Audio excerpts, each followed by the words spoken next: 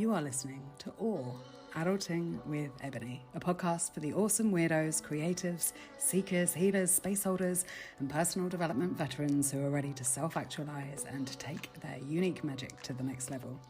This is for you if you identify as a spiritual being having a human, physical, and emotional experience and sometimes struggle to focus or know what to trust and what to tune out. I'm your host, Ebony Allard, aka Ebony Alchemy. I'm a neurodivergent modern mystic, author, artist, and facilitator. I'm an international award-winning master coach, certified in multiple brain integration technique and human design. I've been in the personal development, creativity, and entrepreneurship spaces all of my life, and I have special interest in the psycho-spiritual development of human beings that I share by helping you lead yourself to greater empowerment, embodiment, and full self-expression. Stick around to hear raw and real conversations about the reality of adulting, personal growth, self-actualization, and mysticism through the lens of curiosity as I ask, what part of being an adult do you think we all suck at? And what part of being a grown-ass adult are you in awe of? Hello, my love. In this week's episode, I am joined by Annie Ridout, who is an author, a journalist, poet, ghostwriter, and coach. She shares personal essays, short stories, and self-development tools for people who'd like to think more creatively about feminist issues, happiness, motherhood, work, and well-being. And in her most recent book, Raise Your SQ, Transform Your Life with Spiritual Intelligence, she really explores everything around spiritual intelligence, like what it means, what the tools are, how you get it, how it impacts your business, your life, and everything else. And in this conversation, we really unpack that. Like, how do we measure the spiritual quotient, and what is the real impact of becoming more spiritually intelligent? I loved this conversation. I think you're going to get a lot from it. And in the Patron part this week, we really unpacked the how. Because if you've heard anything from me before, you will have heard me say anyone can be spiritual in a cave. And what I mean by that is it's very, very easy to be zen and calm and mature and all of those things when we are alone, or when we are on retreat, or when the circumstances are designed for exactly that. However, when we then go back out into the world, or we spend time with family, or we're dealing with work or people with differing opinions, then it becomes less easy. And so in the Patron part, we are really looking at the hows and the tools and the tricks that we use, and that might be useful to you too. If you're not yet a patron, I encourage you to become one. It is just £5 a month, and for that you will get so many great tips and tools, and I've designed it to be just £5 a month so that if you are someone who wants to support the podcast and support other people in becoming more self-actualized, then you can do that for just £5 a month. And if you are someone who would love to come and work with me but financially don't find yourself able right now, then this is an option where for just £5 a month, you are going to get access to so many of the tools that I use with my clients, and deeper interviews, much more tangible stuff with my guests and I. And to find out more, go to ebonyallard.com/podcast. That's it for now. Enjoy this episode. Annie, I'm so happy to have you here and have this conversation. I'm happy to be here. Thank you for having me. I love that you have made, or at least put out in the world, this idea of there being a spiritual quotient, like a measure of intelligence around this, because for me it feels really clever. So I want to dive into that a little bit, and I want to talk about it from a kind of a measuring, but in a feminine way. I think that's kind of But before we do that, I want to ask you, what does adulting mean for you? And what do you think what are you in awe of about it? And what do we suck at? That's a big question. Funnily enough, I was just writing something earlier about how, as a child, my favourite make-believe game was schools. Yeah. And I was the teacher and my little brother was my pupil, and there are loads of photos of us sitting on the stairs with me with these sort of fake glasses on and holding these books and teaching. And I was thinking today that it's funny, and my mum always said she thought I'd be a teacher, and I'm not in the traditional sense, but I do teach through courses and writing and coaching in some ways. And I feel like I've kind of come full circle. So I think adulting for me is not just growing up and moving forwards, but also looking back and bringing, doing the inner child work and reflecting on childhood and bringing all of that forward with me. Yeah. Which through having my own children, that process is, has another layer as I watch them grow up and see the individual people that they are, and understand that while I can gently guide them, I don't get to decide who they are their own people. So I guess adulting for me is accepting myself and being kinder to myself and creating better boundaries, which I've been quite bad at for a long time. I'm getting better at, and accepting the people around me and enjoying those people and seeing that we all have traits that are more difficult to be around sometimes, but that we don't get to sort of wish them away in ourselves or other people necessarily. Love that. And for me, that piece of accepting is both the bit I'm in awe of and we suck at, right? Yeah. It's like I'm in awe of how some days I can be so accepting of so much, and I can see others being so generous and loving and compassionate and open and just really judgment free. And then other days less, really, really not so good at it. And particularly with our people, often really, really good at the outward facing exception, accepting of, and much less good at the accepting of ourselves and all of that internal stuff. It's interesting you should say that, because I love the body image message that you put out, and you to me are this you seem to have this incredible self-acceptance, and the way you talk in a really honest and open and vulnerable way. But it feels like so empowering for me to see what you're putting out and to then challenge my own narratives on how I feel about my body. So it's interesting that you say, that's maybe the message you put out and how you feel on that day, but then not necessarily the next day. Yeah, that's a perfect example, actually, of something that has taken a lot of intention and attention lining up and increasing both that kind of spiritual quotient and the feminine energy in my world to segue the conversation out there.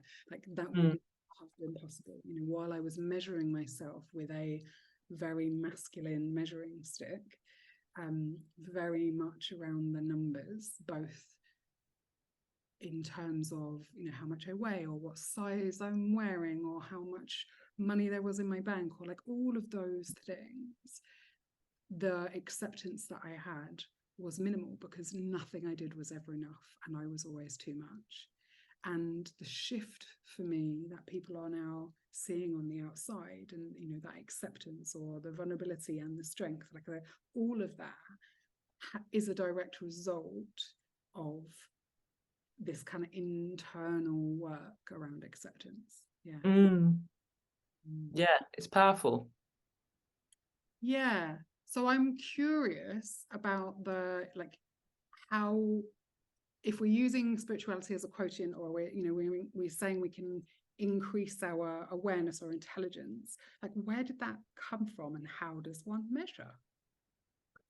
Where did it come from? I had the idea for a book on becoming more spiritually connected. Well, actually, the idea started out as spiritual tools you can use to help you in business.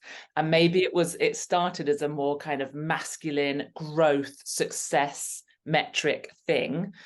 And then and that was in the pandemic, I had the idea. I was using tarot to help me with decision making, kind of reciting these magic spells to the clouds and calling for guidance and support, and doing things which to someone like you will probably be quite familiar sounding, but to some other people will sound quite bonkers. But it was really helping me to feel less alone, to feel really joyful, and to grow my business. So I had this idea that I could write a book that would teach other people how to use these spiritual tools to grow their businesses. But I kept sort of pitching it to agents, publishers, and people would be interested, but they're not quite. And then by the time I got a book deal, which took a couple of years, the idea had changed, because by this point I'd been through burnout. And I'd realized that spirituality isn't just, I knew this really, but I needed to explain in a book that spirituality isn't just to help you make more money. It can do that, but really it's to help you to feel connected to the world and to people, and to feel better in yourself, and to help with recovery, as we see with something big and well known like the AA, but also I used it to recover from my burnout. So then the book became a book for all people, not just people running their own businesses. And it was about finding success, whatever that means to you, and using sort of spiritual tools to help with that. But also just how to feel happier and more connected and calmer and more joyful by becoming more spiritual. So in terms of the metric, I think it was SQ felt like a good catchphrase. To raise your SQ is to become more spiritually, I say spiritually intelligent. And really it just means connecting more with these spiritual tools and techniques and community. I love that. And because it kind of mirrors my journey around success with my body, or this piece that right? Like I always previously, it's been my whole life, this thing, right? Like I was born 12 weeks premature. I am a deeply spiritual person. My moon is in my 12th house. Like I have this spirituality comes very easily to me, very, very easily, very, very effortlessly. Being human, engaging in like the normal stuff of day-to-day life, like simplifying things, or all of the stuff that other people find, not everyone, but like normal people find very easy, is often very baffling for me. And it took up until getting actually an ADHD and an autism diagnosis last year for me to really understand why complex is easy, and easy is complex for me. And that kind of inversion, when you come at it through a kind of masculine A to B hierarchy directional lens, makes no sense. But then when you start measuring with a different quotient, when you move into this kind of feminine awareness and inquiry and expansion, it all makes so much more sense. And I really love this idea of picking the right tool to measure with. Yeah. And it's not a number anymore. It's not I'm using spirituality so that I can earn 10 grand a month. It becomes about a feeling, and the higher your SQ, the more connected you feel. 100%. And I guess in my language I would call that aligned or not aligned, right? Like, and I do a lot of human design and do a lot with embodiment and really helping people access this wisdom that's in our bodies. And for me, that is that feminine part again, of like, we're so disconnected from the wisdom in our bodies. We're so mistrusting of our own bodies, and do this thing where we're like, I will go and ask a doctor who has a degree in something that is not my body, what's going on with me, and he's a man and he's never had this sort of body. Like, all of that is kind of absurd. Oh yeah, it really is. God, I was lying in bed last night. I've got really low iron, and I'd had this blood test, and then I'd had these horrible heart palpitations, almost non-stop for 3 days. And this was a week after I'd found out my iron is like severe. I have severe anemia. And I went to the doctors, and she said I had this heart condition and would need surgery. And I was like, what? this is heart palpitations, what? And had all these weird symptoms. And really, it had all stemmed from this low iron, which had stemmed from me breastfeeding my youngest for 3 years. And it had been less than a year since I stopped, and my body was just sort of depleted. And these doctors weren't listening to me, weren't paying attention to my menstrual cycle, which I was paying attention to, and just sort of sent me off with all these weird tests that didn't make sense and didn't connect up. And I was just lying in bed last night thinking, I've just had another iron test to check that I knew what was going on the whole way through. And if I just listened to my intuition and my understanding of the whole holistic picture, I wouldn't have had to have all these scary appointments with doctors and ECGs and all this mad stuff. It is mad. And I'm so passionate about this. I'm so passionate about this because I think that whatever lens you come at health stuff through, we are mostly brought up to believe that somebody outside of us is the expert, that they've got more knowledge than us. And I don't know about you, but in my household, there was a culture, not explicit, but a culture of, we don't go to doctors, we don't trust doctors. And so if you don't trust yourself and you don't trust doctors, like, what happens?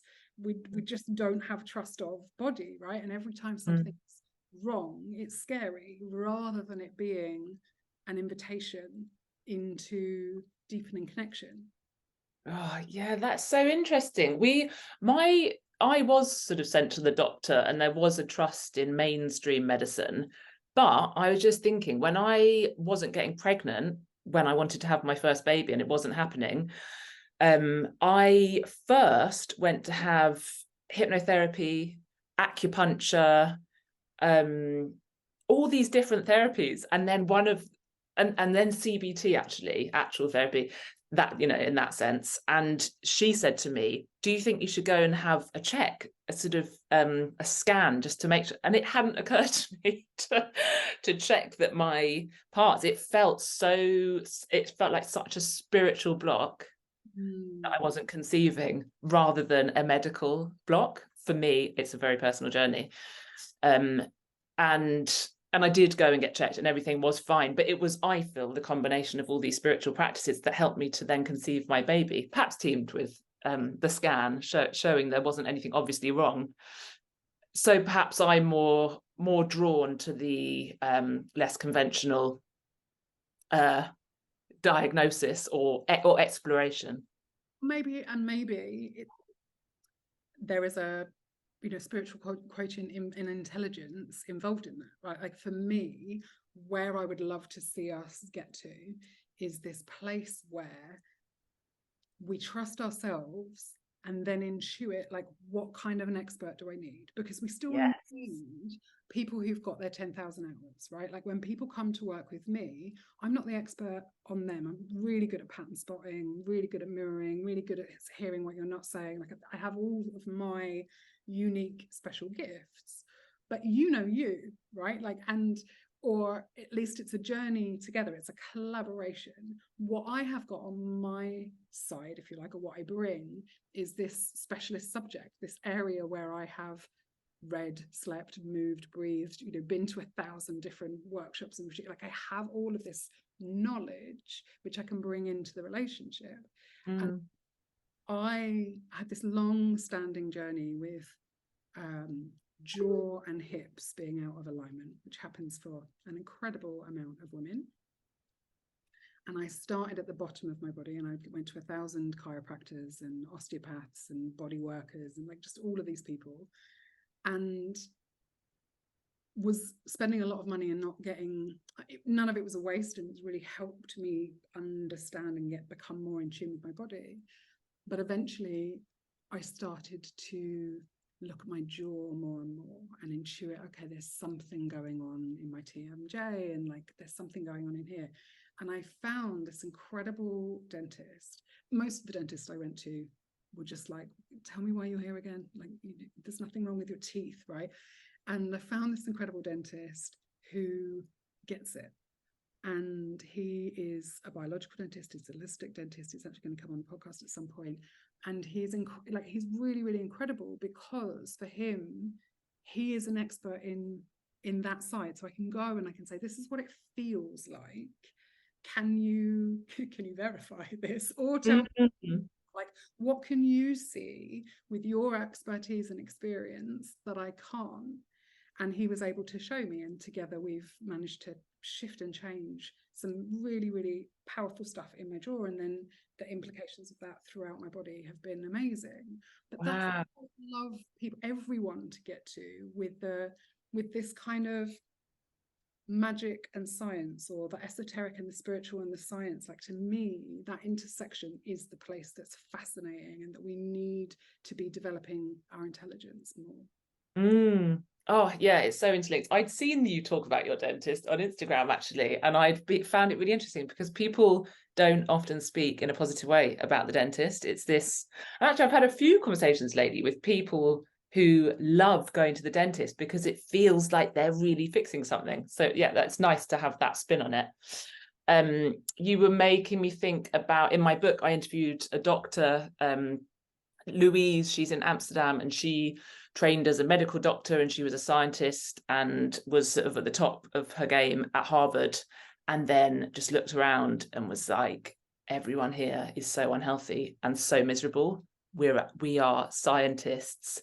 How can we not be healthy and enjoying life? What's going on?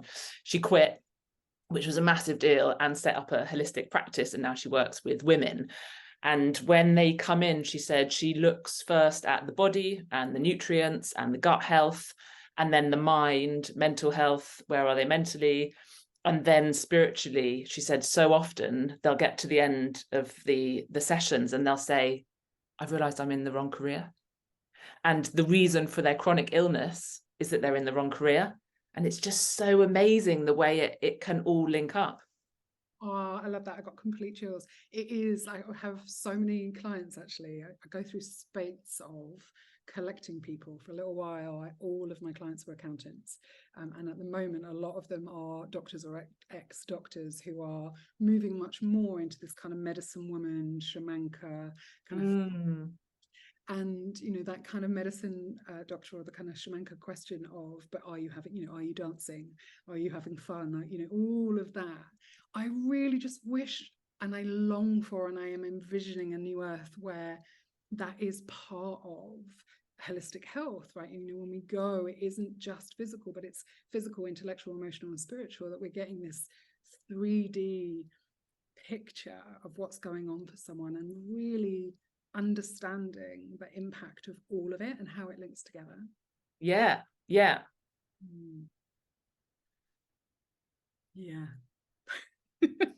And I love that she left, and that she's, you know, doing this work in the world, and that there are people out there who are, you know, and I think, like you said, around sharing about Seb and like putting these positive messages out. I feel like particularly during the pandemic, there was this huge division, and there was this huge thing of like, trust the science, but then the science being wonky or incomplete or out of integrity, and then a lot of people, again, in my sphere and world, not all, backing away from it completely, and then there being this kind of divide in the community.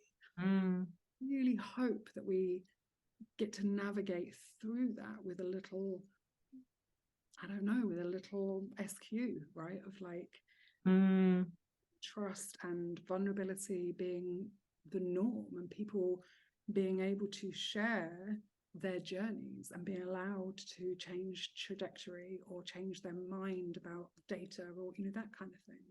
It's so interesting. It's something, that's such a complex thing, you know, vaccinations and stuff. But something that someone said to me recently, a friend who's very spiritual, and she said, what makes it kind of tricky is that often people who go against the mainstream seem full of fear.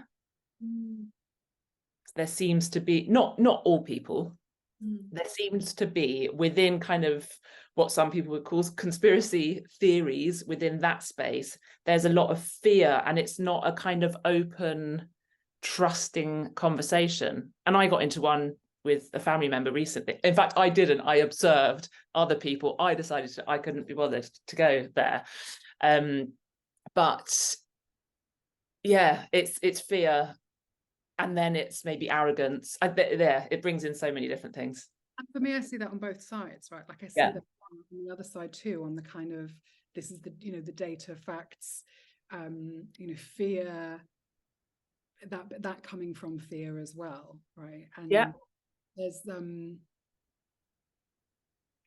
for me, increasing our relationship with our feminine energy, with our intuition, with our knowing, with our relationship with fear, actually, with, you know, with death and rebirth, with this kind of transformation, with those cycles, not just for women, but potentially led by women. You know, can you imagine a world where everybody's feminine was way more integrated than it is now? I mean, and you know what? Back to what you said about trusting your own body. If the people who didn't want to have a vaccination had trusted that they didn't need to have it, didn't want it, and had just not had it and not felt, obviously some people did just not have it, it felt like we were suddenly divided and everyone had to prove they were right. Whereas if we'd all just done whatever, have it, don't have it, but just know that that's right for you, it would have been so peaceful and we wouldn't have had so much kind of tension and conflict.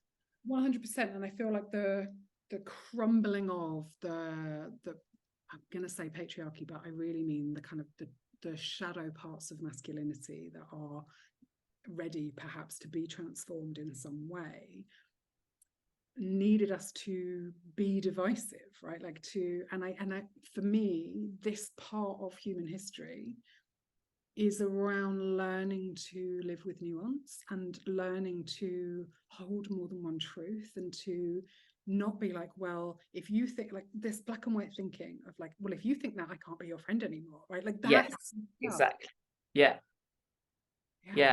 Yeah, that's what I was saying earlier. Adulting for me is learning that I can trust myself and my decisions and I don't have to explain them to anyone else. If it's about me and my body, it's no one else's business.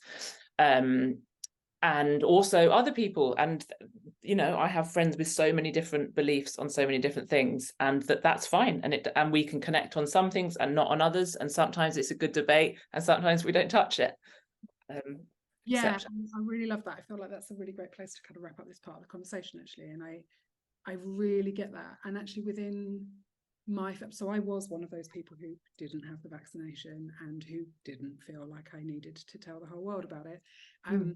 And there was a lot of nuance in that for me, as somebody who is a nomad and who travels and for whom that's really, really important.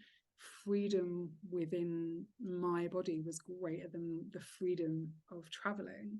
And I was like, okay, I'll stay here, you know, I'll stay put until it's safe in whatever way for me to move or for me to travel again. And I think for some people in my world, that was like, oh, a hard no, and they disappeared, or, you know, there was big conflict, some they just left.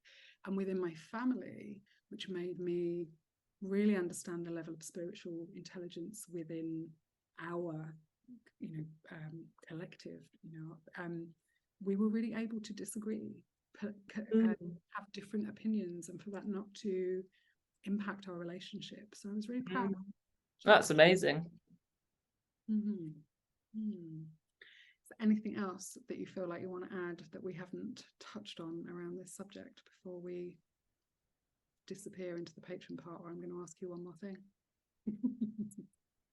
I don't know. I suppose that spirituality is so much about opening your mind and being curious rather than judgmental, and being accepting of things as they are and people as they are, and understanding that that simple thing that we can't change other people, we can just be the best version of ourselves, or try to be, and to hope that we then radiate a sort of positive energy and people want to learn from us and take some of our goodness, copy some of it, and yeah, I think it's a lot about acceptance, spirituality. It's been such a long time since I was at the beginning of my spiritual journey, if you like, and even since I worked with people at the beginning of theirs. And when you said that, I was like, oh, I remember this thing which happens for everybody on the beginning of their spiritual journey, right? Which is that you feel amazing and you want to tell everyone about it. And people do this thing where they're like, you need to do what I'm doing, or you need to do this, and they're telling, and the kind of the show don't tell piece of writing, it applies so beautifully to your own spiritual awakening of like, you do not need to tell everyone in your world to go and meditate or to do tarot or to do this or whatever. You just be it. And when you radiate it out into the world and you show them the difference, they will come and ask you, like, what are you doing? You've changed so much. You're magnetizing, like, help, what are you doing? And I think really understanding that part is a part of that acceptance as well. Yeah, definitely.